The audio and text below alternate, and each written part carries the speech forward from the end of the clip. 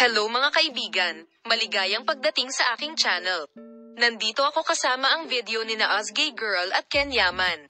Si Yaman, isa sa mga sikat na aktor ng Turkey, ay biglang bumalik mula sa Italia, kung saan siya nakatira ng hiwalay sa Turkey, at kumilos upang suportahan ang kanyang malapit na kaibigan na si Özge Gürel. Ang taos-pusong pagkakaibigan ng dalawa ay pinatunayan muli sa emosyonal na kaganapang ito na ang tunay na pagkakaibigan ay nagpapakita ng kanilang mga sarili sa mahihirap na panahon. Ang Ken Yaman at Özge Gürel ay kabilang sa mga nangungunang pangalan sa Turkish television world at matagal nang nagtutulungan.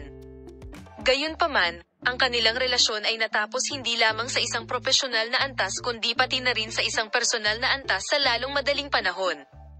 Naakit ng duo ang atensyon ng media sa kanilang mga proyekto sa gabi at pribadong buhay.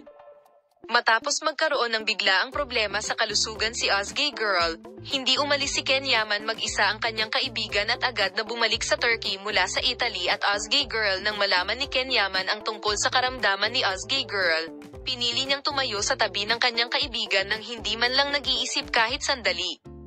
Nagdasal siya ng husto para kay Özge Gürel na mabawi ang kanyang kalusugan at muling pinatunayan kung gaano kahalaga ang kanilang pagkakaibigan.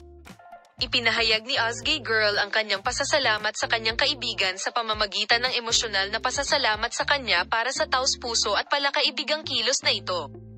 Salamat sa lahat sa panonood ng aking video. Paalam, makita ka sa mga bagong video.